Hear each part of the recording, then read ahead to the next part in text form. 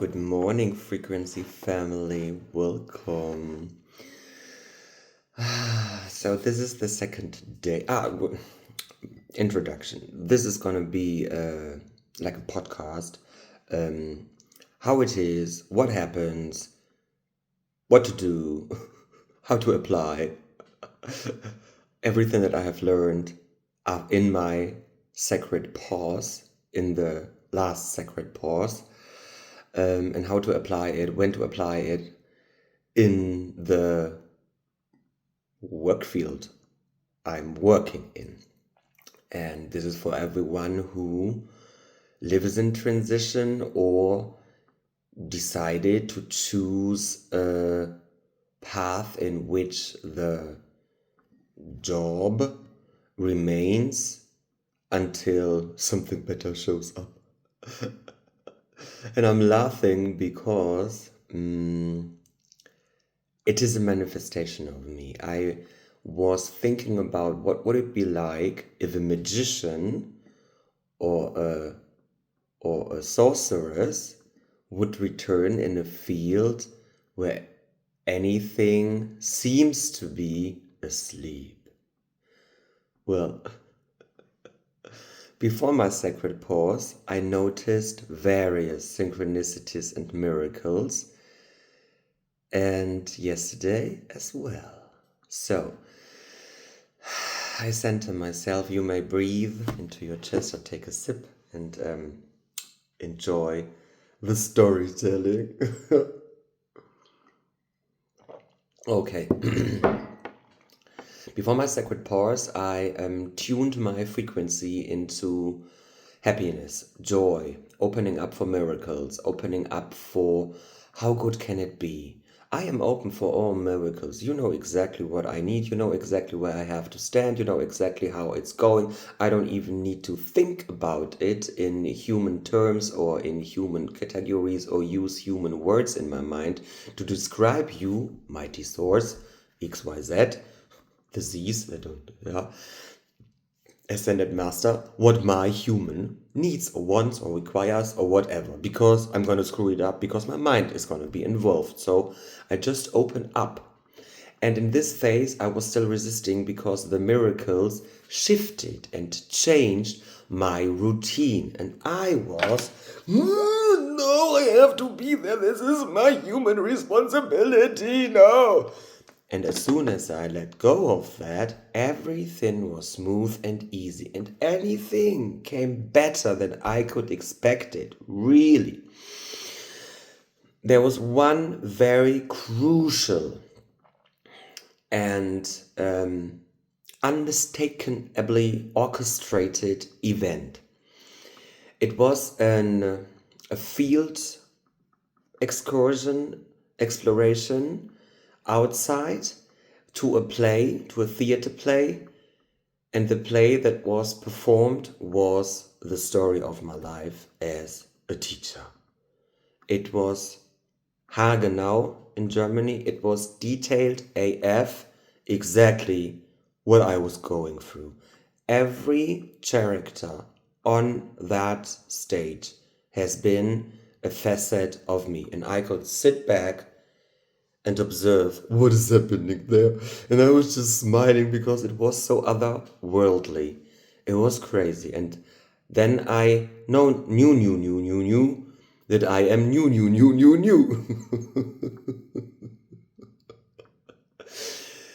Another experience was I could sense someone else's feelings, and I knew instantly what happened and how to react. And someone else called out, oh, he's a medium. And I'm like, yes, I know. I've got it. And still, yeah. What else? Oh my God. How can I entertain you?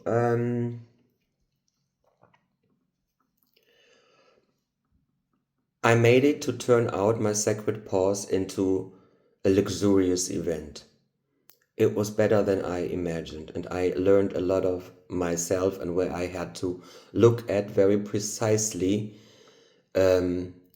individually for my human journey it was better than anything else anyone else could tell me that I would have to tweak and tweak some internal programming and desires and habits in order to get along with things that were. A lot of theories and coaching strategies and blah, blah, blah, blah may apply to someone, but they are way too complicated. And they screw up the signal. Because what I have found is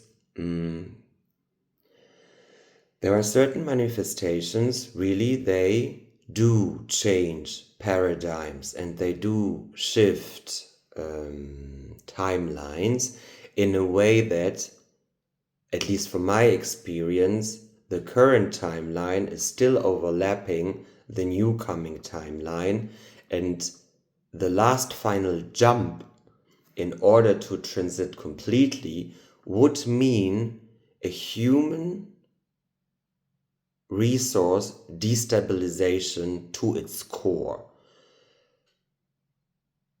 And I wasn't able to do that because I thought, why should I put myself into misery, into more contradiction, than just to let it shift smoothly?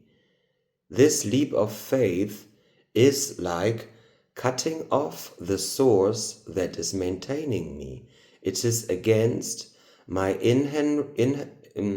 intensively built and manifested structure of innate resourcement. Yeah, why should I neglect it?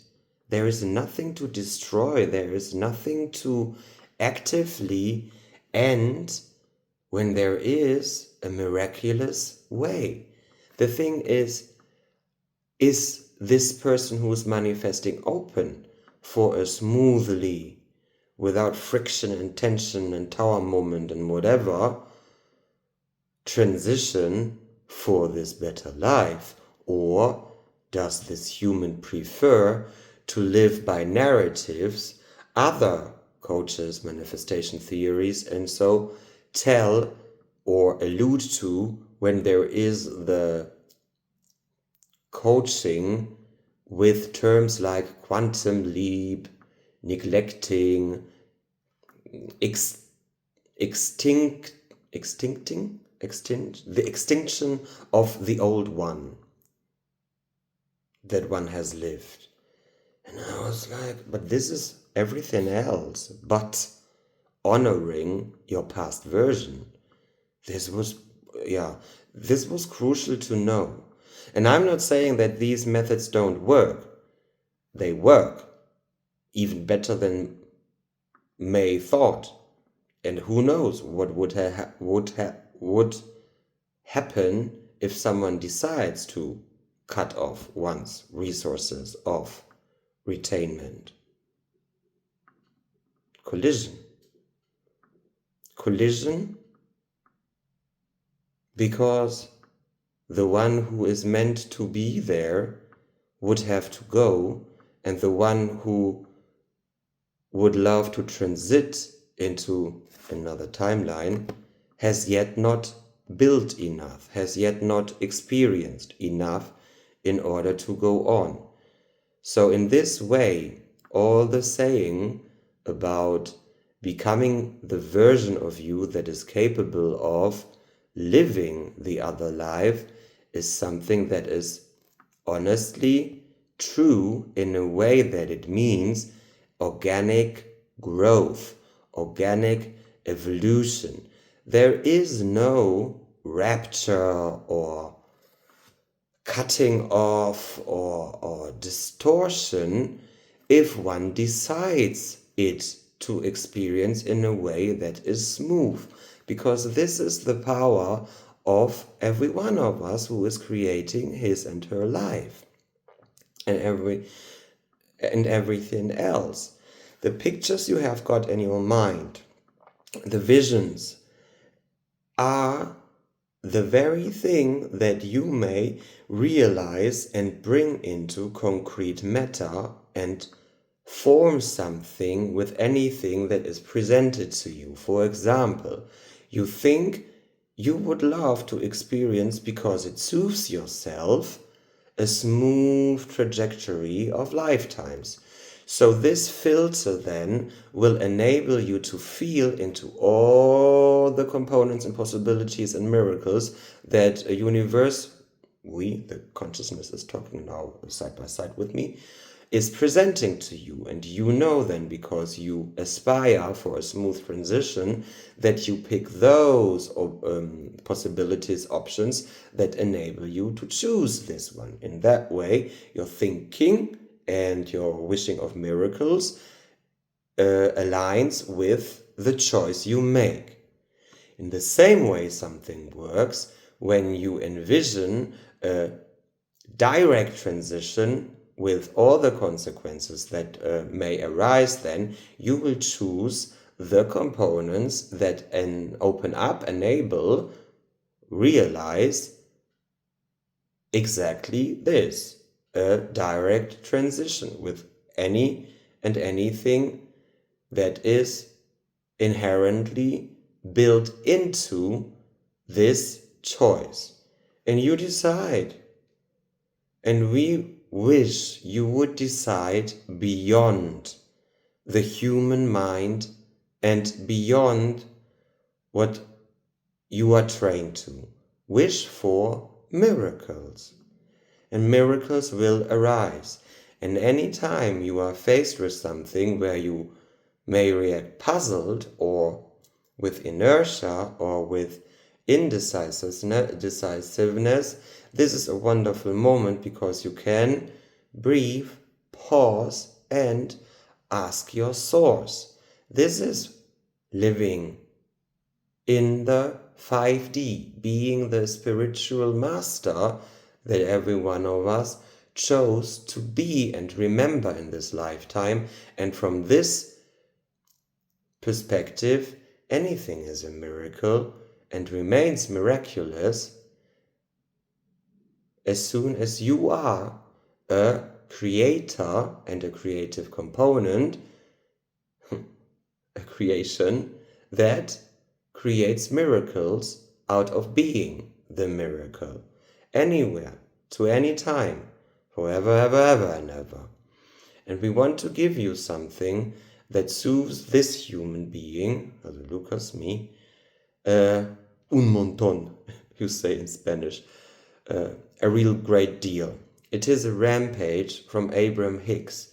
We will leave you a link in the description beneath this video. It is something that really helps the ones that are resonating with it to get into the feeling of being in unison, unio mystico, or what you define as the divine union, in the very first moment when you open your eyes.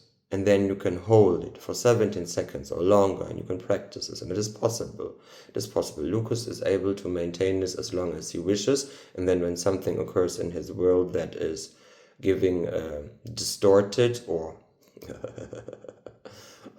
or isn't vibing with him, he opens up and says, okay, how good can it be? What can I do here? What is here for me? Let's twitch and tweet and perform some energetic quantum field reversing, magnitude altering and destabilizing of the 3D obstruct manipulative matrices here. Yes, it's like being a demon slayer, but there are no demons. We don't believe that there are demons. There's just consciousness, and as soon as a bunch of people believe or think or construct a certain entity, then this entity is built by a mass of consciousness that derives from consciousness, because anything is consciousness. So yes, in that way, entities and demons exist, and in another way they don't exist. It's like the lemon. It's like the lemon. Close your eyes and think of a lemon.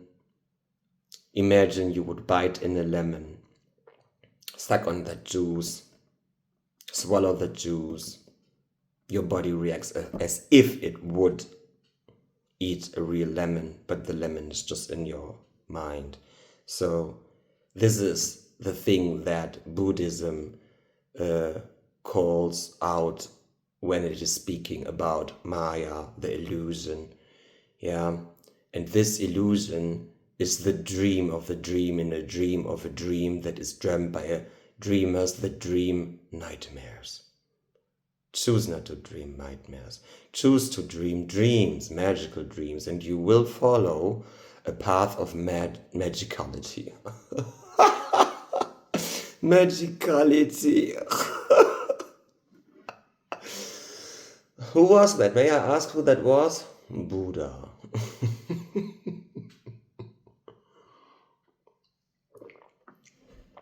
Okay, with this they are complete.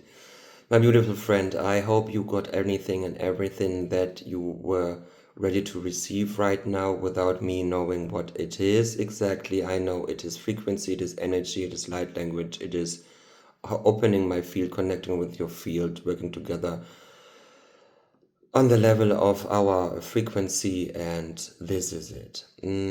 Stay tuned to the next magical mysteries in a human life, transitioning into the 12D.